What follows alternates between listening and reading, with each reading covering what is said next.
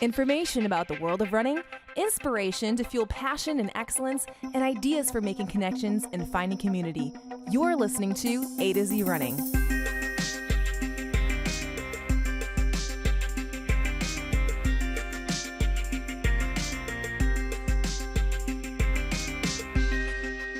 Hi everyone, welcome to the AtoZrunning Podcast, where we help runners thrive. I'm Andy. And I am Zach, and in this month's Q&A episode, we respond to listener and AtoZrunner questions about how to approach hill workouts, the importance of mid-week longer runs, and vitamin and mineral balances, and of course, more. But stick around after that as well for the latest from the world of running, including the Usatf Indoor Track and Field Championships, a world record on the roads, and an age group record to blow your mind.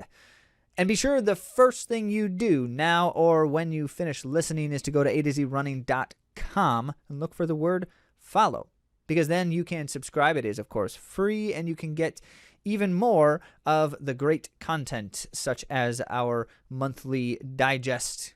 And if you missed the opportunity to submit a question for this month's Q&A episode, you should definitely still do that, because we'll do this again next month, and the queue is getting longer already. So if you want to be featured in the near future, or if you want your question answered directly and on air, submit soon. Thank you to all of you who sent in these amazing questions that we can help digest together. And thank you so much for adding that great context that can help us really bring the questions to life. Let's get started.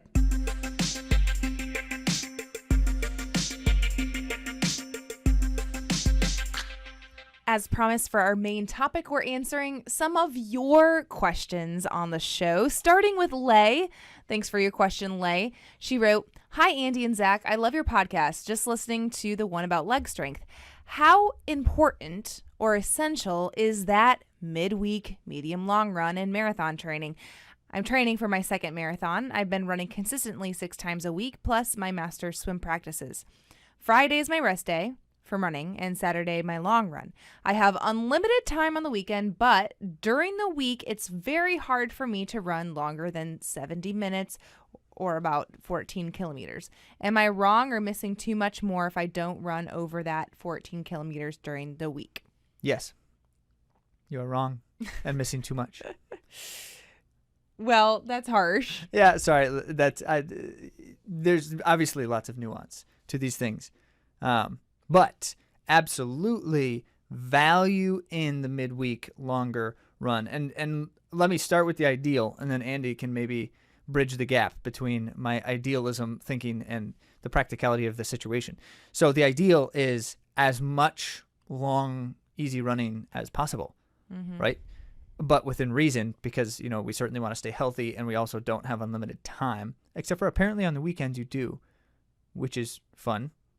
Yeah. Tell us how you do that. Yeah. So we would always love to have unlimited time. But so if that is the case, we want to get lots of long, easy running in. What then is the structure and how we prioritize our time? Yeah, it's just hard. That is the age-old question, right? How are we going to do it all? And how are we going to fit it all in? In Carl's wisdom, just wake up earlier. 4 a.m. Well, we don't. So the contrasting piece of it too is like always evaluating how much sleep we're getting, how we're feeling, and if it's possible. So we just need to really take some time to think about it. And there might be some weeks you can and some weeks you can't, but the ones that you can, go ahead and do it. And I know it's hard. As runners, we love to have the plan all marked out perfectly. But if we're able to know what the ideal is and then work from there, then we know that we're gonna need to be flexible sometimes. Sometimes we're not gonna be able to get the full amount of duration in that we would like, but we must know that it is valuable and good if we can do it. Yeah. So, Lay, in your situation here, you're training for a marathon, so the volume matters, the load matters more even for you than someone training for a 5K. Now, it matters for everyone because the load is our aerobic development. Remember that, our aerobic and musculoskeletal developments. And so we all want lots of that. But in your particular situation, so here's what you've got. You're resting on Friday. You're doing a long run Saturday. And you're doing running every other day of the week except for that rest day on Friday. So the question... Which is just rest from running. It sounds like she's doing something else. Yes, yep. So the question then becomes, can you find a day, Monday through Thursday, where you can run 90 minutes instead of 70 minutes? Is there one? And if there is one, and if it's somewhat consistent, it helps. But if it's not necessarily the same every week, based off your schedules and such, 90 minutes is only 20 minutes longer than 70. So if the question is one day this week, I'm going to wake up 20 minutes earlier than usual to get in that extra, it's worth it. It is worth it, especially if it does not have to have a major kind of disruption to anything except for occasionally waking up 20 minutes earlier. But we always have to remember, too, that sleep is also important. So evaluating your needs and trying to plan for them. So trying to plan to go to bed earlier or create the space that you need for your training. True. Such a great question, though, because the midweek longer run is not in everybody's plans, and we advocate for that. That's how we create our programs. So thank you, Lay, for that question, and good luck to you. Good stuff. All right, next question. While we're on the topic of longer runs, it's nice transition. Good little comparable question here. This one, in fact, was not directly asked of us. You're cheating, Zach. I'm cheating. So I eavesdropped on a social media conversation. Social media? Okay, this is like blowing my mind. It's not real social media. It's Strava, and everybody knows that's too. different. That's different. I don't know. So the question was posed to one of our athletes about his training. Naturally, because we're the ones writing his training, it also, in a sense, is a question to us, but the person didn't ask me directly. So there's that. But Bill asked this question, and I should note the conversation specifically was happening on the context of our athletes' long run, and running 3-hour long runs has just begun doing that in like the middle toward the end of February, while training for the Boston Marathon in early April. So let's get the timing here in the context a little bit. So this runner is training for the Boston Marathon, and he's not new to the marathon. Not new to the marathon at all. Started doing some 3-hour long runs somewhere in the vicinity of 22 miles, and we'll do several of them, about a handful of them, prior to beginning a taper before Boston Marathon. And so Bill asked this athlete, why are your long runs so long when the race... Bill didn't ask the athlete. Yes. Oh, Bill is the name of That's so confusing. the questioner. Oh, okay. Bill asked, why are your long runs so long when the race is still 2 months away? How many more runs of this distance will you do? And Bill was referencing his own training when he said, I will basically be adding a mile to my long run until a few weeks before, when I'll be running about 22 miles. And that's like that 3 to 4 week before range, which is the most common thing you'll see. If you go online and search for marathon training plans, you'll see a plan that will build your long run about every week, a little bit, until you get to somewhere in the vicinity of 20 or 22 miles 3 or 4 weeks before the marathon race, right? So that you will see that almost every time you look for a marathon training plan online. Now, why are those the way they do that for those training plans, and why is ours not? It almost is like assuming that it's someone's first time doing a marathon, and so they need like a more gradual growth. Whereas like if you've been doing marathon after marathon, you don't need to do it that way. Well, maybe? Do you think? Even if it's your first time doing it, we wouldn't do it that way. So these default training plan structures are based around the concept of you're going to train. You've got about 12 weeks. They're almost always 12 or so weeks. You got about 12 weeks, and you can't just start running 2.5 hours on week 2 of a 12-week plan. So first, the assumption is that you're starting from zero, which is a strange assumption because most runners are not starting from zero. And if you are, don't feel bad because there's a place for you to get going to. I'm not saying that because everyone at some point is starting from zero, but I'm just simply saying that most people who are doing a marathon right now, it's not the first time running. It's not their first time training. So even if it's their first time doing a marathon, they're not starting from zero. Secondly, the second assumption that those training plans are making is that you're running too hard. And they're not making that assumption outright because they don't think it's too hard in the nature of what they've built. But they are having you run long runs too hard because they're assuming you can't handle more than another mile or Which two. would be true if you were running them all too hard. Exactly. So we go back to the basics here and say if you run as easy as possible, you can build quite a bit more volume without risking injury as long as the effort is low enough. And so our bias is toward building the volume faster at a lower effort and growing the effort later, slowly over time, where they get the effort right away and then they build the volume slowly over time. Now, here's the difference and why we do it this way. First, because ours is better. Second, the reason it's better is because the load is going to give you a higher caliber and quality of training adaptations than the effort. So a longer load at a lower effort is a better training adaptation than a shorter load at a higher effort. All right? Right. Well, and those are gains that people see quickly, like in the higher intensity. So it's very satisfactory to like jump in and do some of the other stuff first, but it's not actually the best process for you long term, because what takes the longest is building your aerobic capacity. That takes the longest. So that's what we have to work on first and foremost. And it is, of course, the most important part of marathoning. So yeah, I think that's probably part of the reason too that jumps in so quickly. The intensity part for a lot of these plans is because it's like quick rewards. Yeah, and based on false premises, right? Because their premise is we're trying to get you to the point where you can run 20 to 22 miles at a decent effort. Our point is we're trying to get you as fit as possible before the marathon. That's a different baseline assumption. And so if the goal is your fitness to the highest degree possible, then you want to be running as many long runs at a high level in terms of volume as you can prior to race day, to the point where, in the famous comparison, Lydiard once suggested that there were some European athletes, when he first started working with some of the European athletes, who would train for 4 or 5 years doing a conditioning block, like almost the same kind of conditioning block for years to eke out every possible ounce of aerobic development prior to. But this is back when running wasn't very popular, and so there weren't lots of big races like the World Marathon Majors and such. There was just the Olympics. So all they were training for was a once every 4-year event, essentially. Now, that's an extreme exaggeration. Nobody does that. Nobody should do that. It would be terribly boring, and you'd probably burn out and hate running. But, well, maybe not everybody.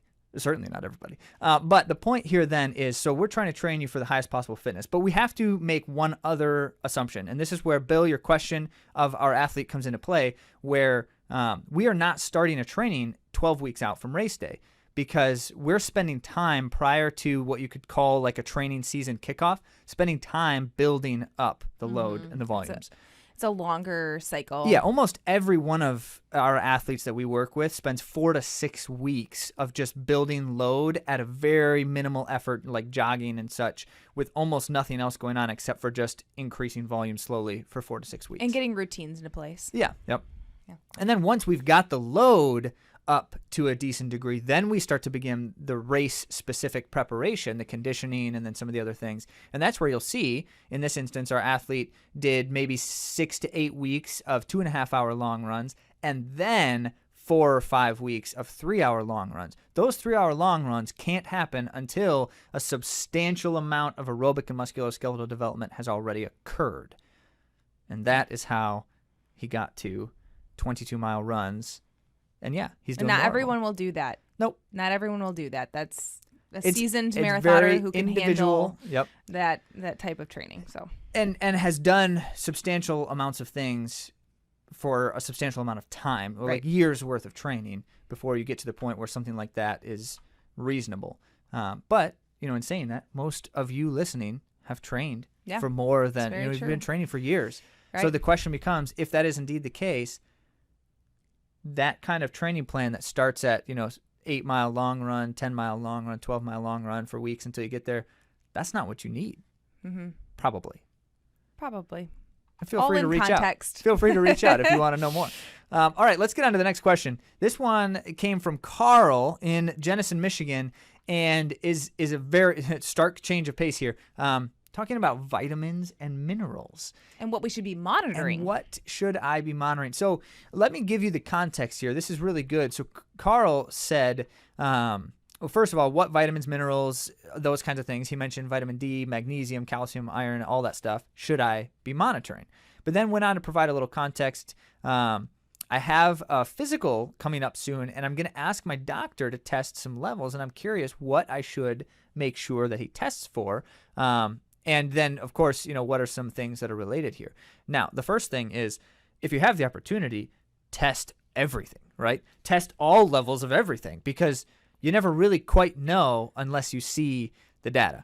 And a good example of that is things like, do thyroid. Do I know like my thyroid health and condition? Do I know my state of hormone balance? Do I know my bile acids in my liver? Exactly. I was going to say, if you have a history of something, yes, it might be worth checking out. So all of these things are good to know if you have opportunity to learn them. Most of them do not have a direct impact on what you're doing in the moment unless they're extreme, off in an extreme way. And most of the time, if something is substantially off, we notice that for other reasons. So I'm not suggesting that you could have this like glaring imbalance that's significant and is causing major things with your running unless something is manifesting. And it might be worth asking your doctor and ask them, which panels do you think that I should do? Because I am an endurance athlete. Then they'll see your chart and they'll have the information that they need to be able to advise you for such things. Now, if they're not coming from a running background, you might need to ask more specifically. But I think that your doctor, seeing your medical history and then knowing that you're an endurance athlete and putting more strain on your body than most, would be able to provide you with the testing that you might need. Yeah, so that's the first filter here is if you are a runner and you train a substantial amount, your body is consuming vitamins and minerals in a different way than the classic a more regular larger diet. way. Yes. You're using them and more. Certain things in certain amounts. And so here's where our ignorance then will enter another filter here. We don't really truly know what all the kinds of things are that they actually test for. If you were to get a panel of vitamins and minerals and such, we don't know what all of them are, but I could tell you what some of the things are in terms of things you want to have in substantial amounts in your system. Like you don't want to have shortages of these things. And that's where you could say, okay, I should be paying attention to these kinds of things. For example, iron, the basic minerals, iron, zinc, calcium, magnesium, potassium, that kind of stuff. You want to make sure you do not have shortages of those things. Now, in some instances, too much and too little manifest with the same symptoms, like iron, for instance.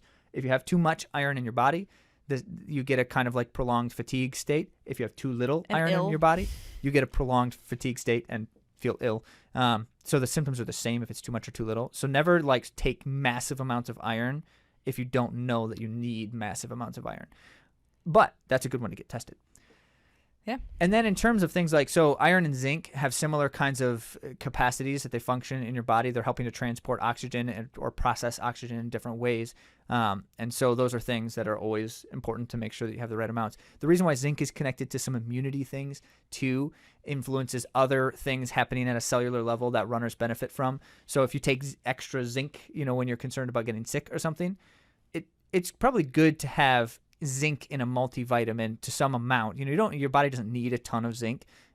You might take 500 milligrams of calcium where you would take 10 milligrams of zinc. Like you don't need as much, but some amount is good. And then I mentioned calcium. So calcium, magnesium, potassium. Calcium is one of those key factors to health as a runner because your bones obviously need it, lots of it, but it's used and processed in terms of your aerobic activity. And if your body has a certain amount of calcium available within the muscles as well. And if it runs out and it can't find any there, it's going to start taking it from your bones. And that's where you get situations, stress reactions and fractures happen because of things like that.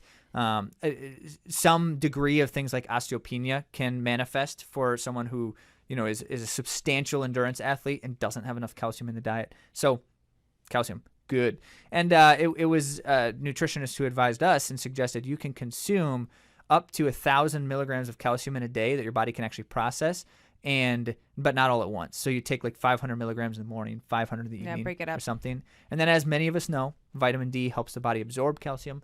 So, get in the tanning bed. No. Oh, sorry. Take vitamin D with your calcium. Okay, so that's good. Magnesium and potassium then, to round out these minerals a bit, are the ones that help with muscle contraction and relaxation. And so if you have a shortage of one or the other. You know, for instance, if you have a shortage of potassium, your muscles contract and cramp and things like that. If you have a shortage of magnesium, your muscles are not relaxing well enough. So the magnesium helps with the relaxing, the potassium helps with appropriate contraction, and so as a consequence, you want both.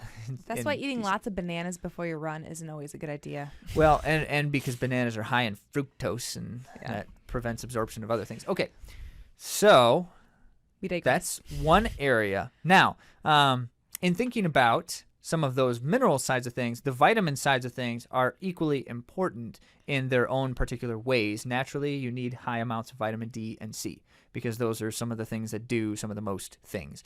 Vitamin D helps calcium absorb and a couple of other things. Iron even, does it, or zinc or something. It helps minerals absorb. Vitamin C helps some other minerals absorb, like copper. I think that's accurate.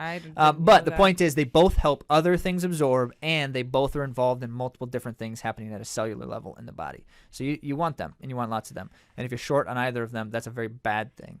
So it's good. Include those in your regular vitamin mineral stuff.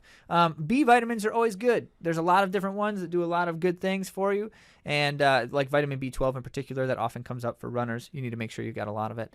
Not sure if they test for vitamin B levels in these kinds of panels, but if they can, good to know. Now, a quick other note here. It wasn't as a part of the question directly, but while we're on the topic of like testing for balances of things, another good example of something that all runners should probably occasionally test is the sugars and lipids balance.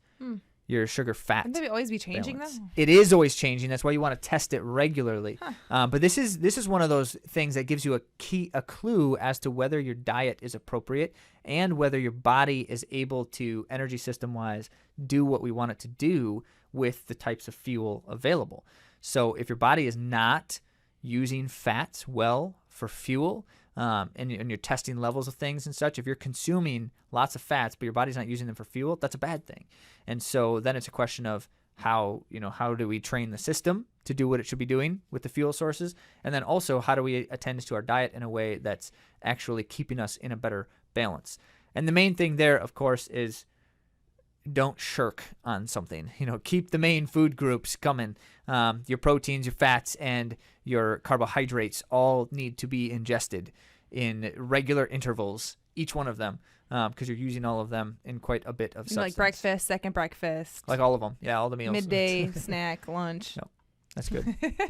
Okay, all of them. Yeah, one of the comments I just wanted to mention, we were doing a little bit of background on this, and one of the comments that we kept seeing was as a runner, if you're going to test something like sugar fat stuff, then it's almost like on a weekly basis that you would want that information for it to be accurate enough to be helpful. So don't change 6 months worth of dieting based off of one sugar fat balance test. Yeah, that's the point. So last week we talked a little bit about hills and hills that we can use as strength on the run. And we got a question about hills, so I'm excited to dive in. Go ahead, Zach. Yeah, so Brandon from Michigan, a lot of Michigan questions this time. Yeah. Not all, but a lot. Brandon was asking in follow-up to that episode, should I consider? So this is one of the things that runners will always do, right? I hear someone say, oh, this is a good thing to do, and immediately I think, well, should I be doing that right now? and of course, the right now is the most important part of the question. So he said exactly that. Should I consider starting to build in some hills right now? Perhaps, and so he's doing conditioning work in his training is further part of his context. He said perhaps I add in hill work as a part of one of these other runs, like a steady run or a fartlek, and include hills in that. Further context for you, he's training for the Boston Marathon, and this conditioning work that he's doing he's near the end of it. He's been doing that for a number of weeks, and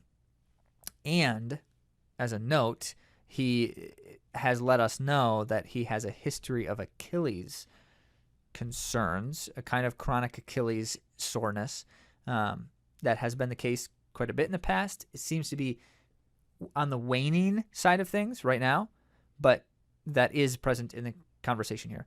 So if that's the case, the first thing in response to this is we would probably immediately ask some follow-up questions. So if if Brandon were indeed listening to us right now, we would say to him, so first, what terrain are you normally running? Like if you're just going out for easy runs, what's the terrain like? Are you running fairly hilly routes? Like is the running area you run fairly hilly?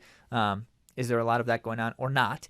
And that's relevant because if there is, and you're in the midst of your conditioning work at the moment, I would not necessarily suggest that you add in any specific hill work right now, right at this juncture. But you can run on hilly routes. But you can run on hilly routes, and that's kind of the point that I'm making. It's good, as a matter of fact, for all runners, unless they have some serious like Achilles issues with that hills are setting off badly. It's good to have hilly routes at least a couple times a week. Yeah. And if you're on treadmills, it's good to use some incline occasionally. You don't want to be running flat all the time if you can avoid it. Now, so that's one of the follow-up questions. And then the next follow-up question, of course, is what is in the plan for the next phase of things. So if he's training for the Boston Marathon, and we're talking February right now, and he's got a transition in training coming up, what's that going to look like? Because he's got a fair bit of time still before the Boston Marathon. And that happens to be, if you recall from our leg strength episode, the time after you have established good condition, which we suggest because Lydiard said it, and it seems to be consistently true still today, 8 weeks is a good amount of time to establish good aerobic condition. So 8 weeks of conditioning, and you've done that, or you're about to finish that, and you've got 4, 5, 6 weeks before race day, then our immediate answer would be this is a good time for the next 3 or 4 weeks to do some hill stuff.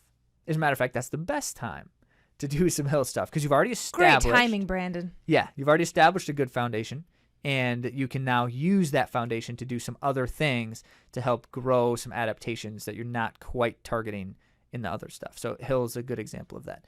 Now, then the question becomes when and how exactly to go about that, and that's tons and tons of nuance. But the recommendation here is if you're going to do something like hills in your training, and you've done the conditioning work already, and you've got 3-ish weeks, would be 3 or more, I would say. If it's less than this, then maybe I wouldn't mess around with hills too much because there's not enough time to gain the adaptations. But 3 or more weeks, and then you have 2 or 3 weeks after that before the race because you want to make sure that during a tapering off section, you're not trying to do hill workouts. I would not do hill workouts during a taper. So if you've got those 3 or more weeks, then during that time, 1 or 2, possibly even 3 times doing hill-related work is not a bad idea. Most of us can't stay healthy if we're doing 3, so I would start with 1 or 2, and then what kinds of things you can do during that time. There's tons and tons of different ways to go about hills. Mm-hmm. We have one particular recommendation simply because Barry McGee,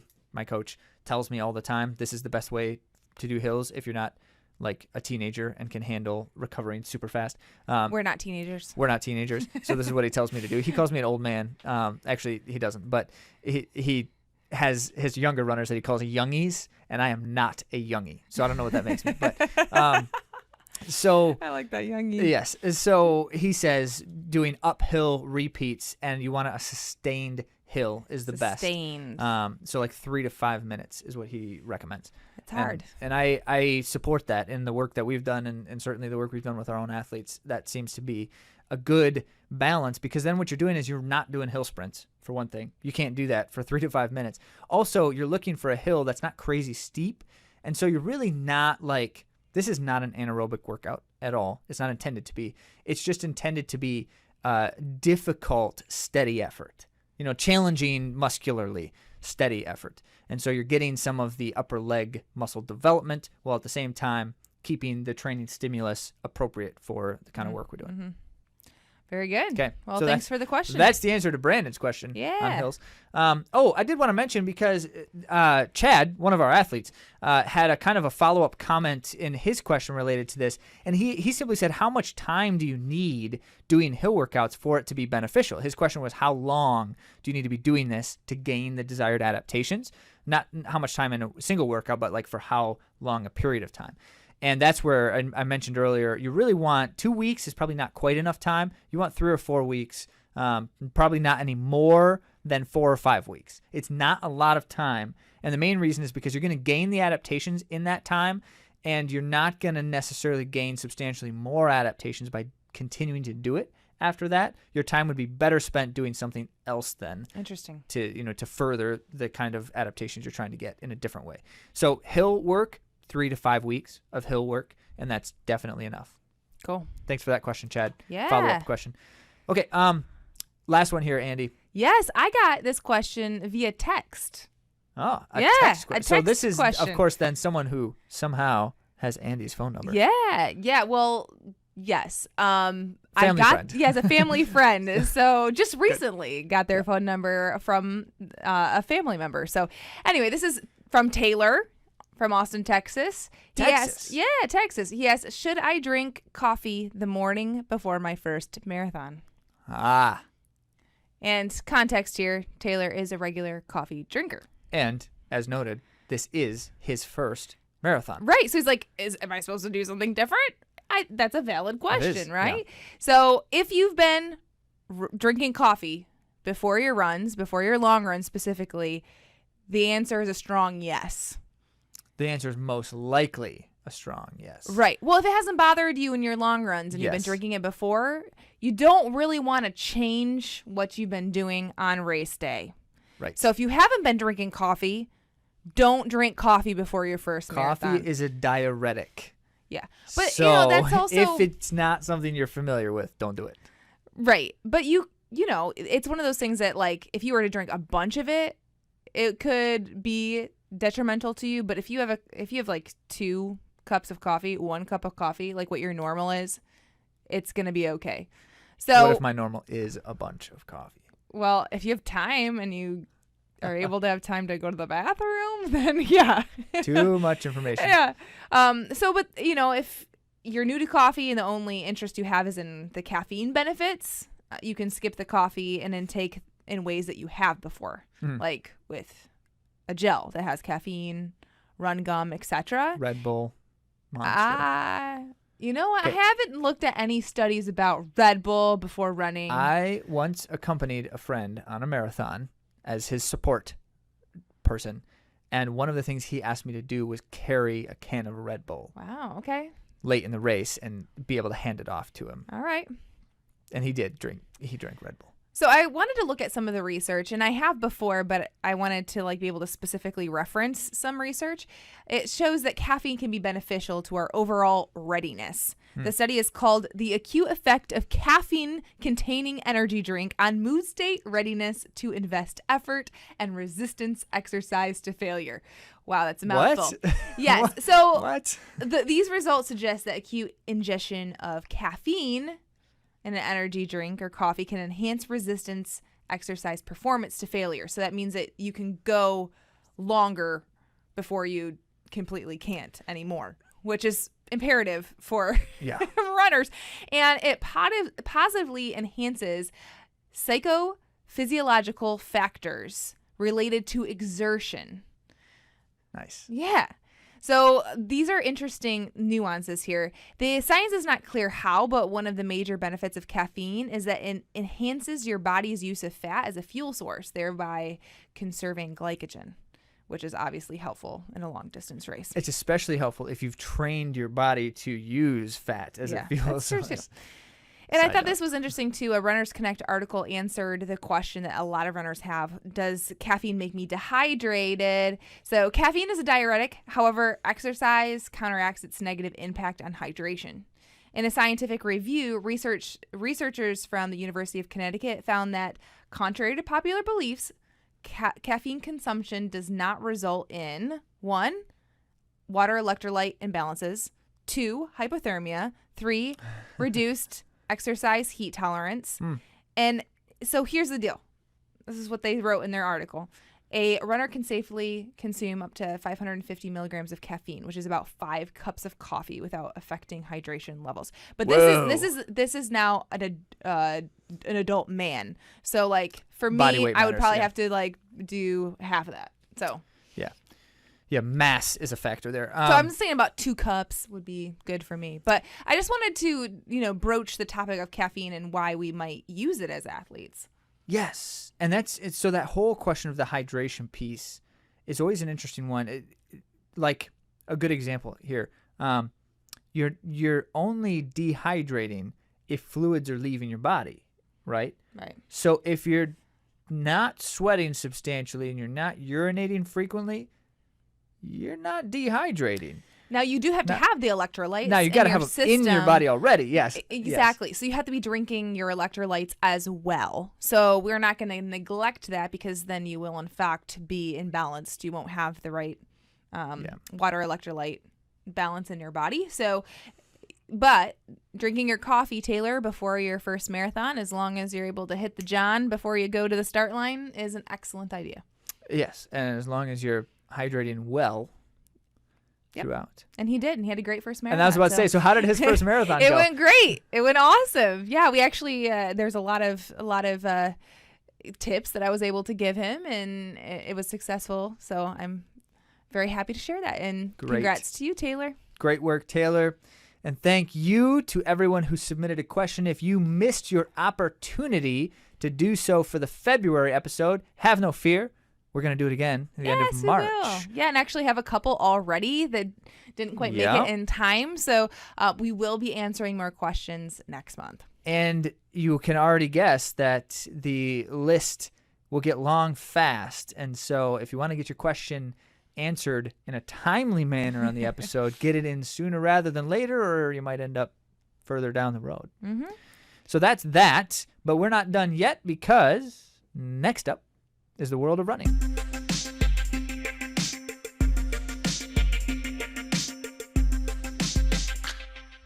This week in the world of running, so much happened. In fact, we won't be able to get to everything. There's some great collegiate racing and a 50K championship and some more Masters championships that happened.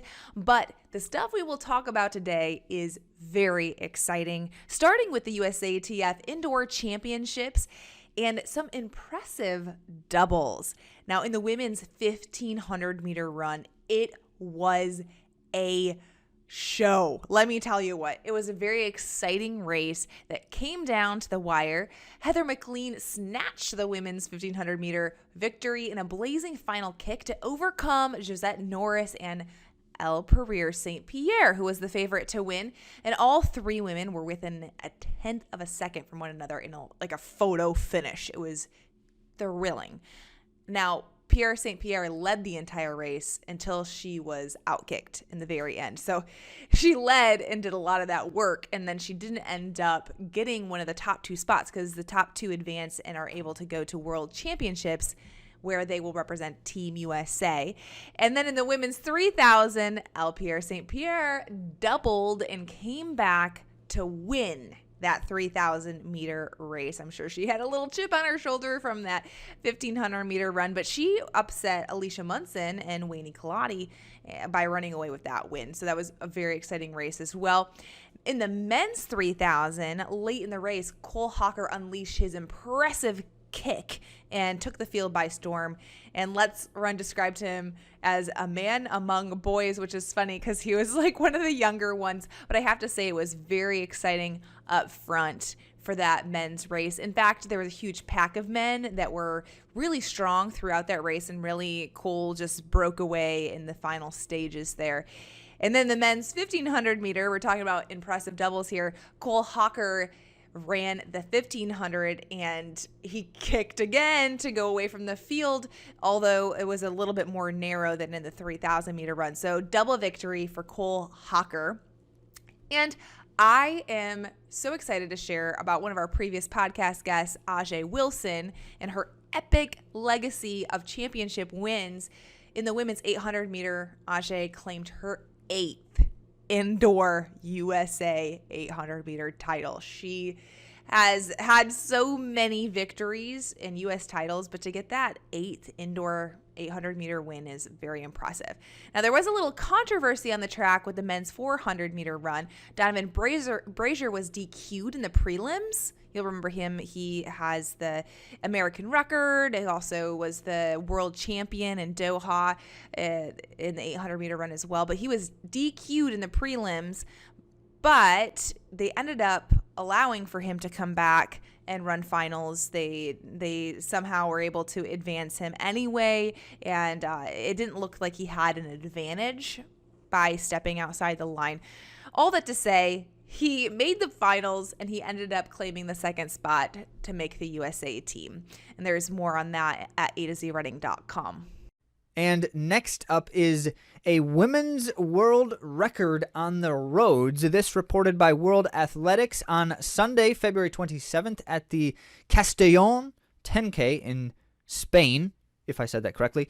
Ethiopia's Yelemzerf Yehwala, part of the NN running team, I should note, certainly a team worth watching, broke the 10K world record in a new time of 29:14. 29:14 on the roads. This, by the way, only 13 seconds off the 10,000 meter record on the track, which is itself one of the craziest records out there, and 24 seconds better than the previous best, which was run in 2021 and had not even yet been ratified. So not even, the fresh record broken again. Now, a quick note here for those of us who are looking at the data and wondering exactly how fast is that kind of a 10K. Well, she came through 5K in 14:28, which put her at sub 29 pace. Naturally, she did not hold that, but the fact that she came through so fast is frightening, startling, and very, very impressive, which, by the way, as a 5K time by itself would be one of the fastest on the roads ever as well. So that's something. According to World Athletics, I quote, Yehwala had intended to break the world record at the 10K in Valencia at the start of January, but had a positive COVID test that ruled her out. And I should note then, with things like that, generally you get these athletes who say, okay, I'm definitely capable of doing this, and it doesn't mean that every attempt is indeed the thing, but this being her first stab at the 10K record here after missing that one is quite impressive. She hit it, especially notably because Yehwala nearly broke the half marathon world record twice in the last year. The first time she actually ran the time, 1:03:44 at the time, would have been the world record, but then they found out after the fact that the course was short. But then, not long after that, she ran 1:03:51, just a hair slower, but still faster than the world record, except that she was second in the race to Letesenbet Gidey, who ran a minute faster. So she's clearly in world record caliber shape on the roads, and demonstrated that here then finally to grab her first road world record in the 10K. That's awesome. So one other note here that I found most fascinating was in the conversation with World Athletics after the race, she said, I won't focus on the track season this year because I probably wouldn't challenge a place for on Ethiopia's 10,000 meter team for the World Championships. Think about this. The world record holder on the roads, and she doesn't think she has a shot of making the team. Instead, she said, I plan to tackle the marathon later in the year and the World Half Marathon Champs in November. So that's something. Now, I should mention further, because why does she feel she doesn't have a chance to make the 10,000 meter team when she's run what amounts to, I think, the third fastest 10,000 meter of any format? So certainly the world record on the track is faster. And then Sifan Hassan's, which she set the world record only shortly before Letesenbet Gidey broke it. It was 2 days later. Remember that? So those two times are both faster.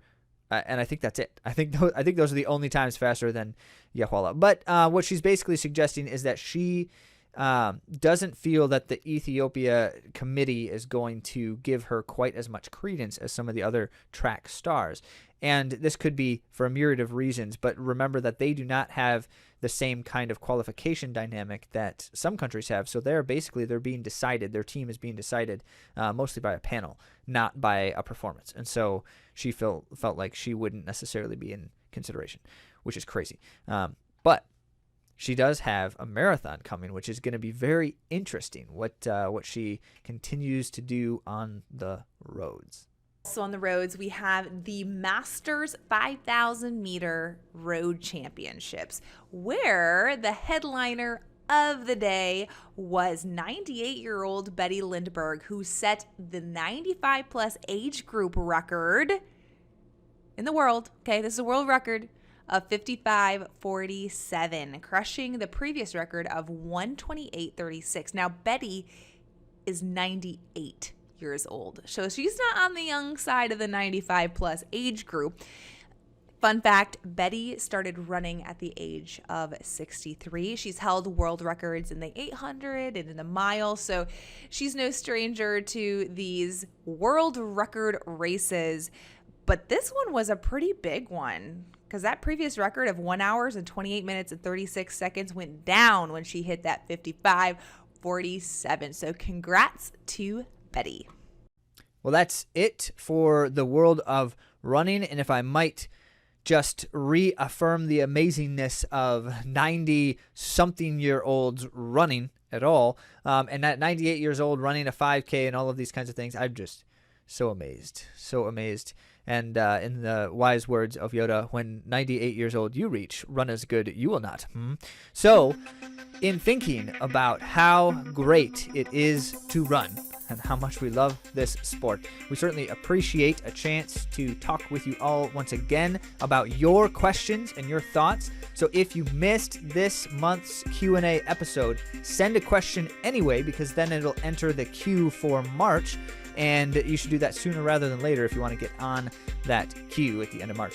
Now, that being the case, of course, we have other ways that we are here to help and support. And if you feel that you need something a little bit more, then pay us a visit at AtoZrunning.com and look for the word coaching and see if there is not some thought that could fit for you. Once again, thanks for listening, and we will talk to you again soon.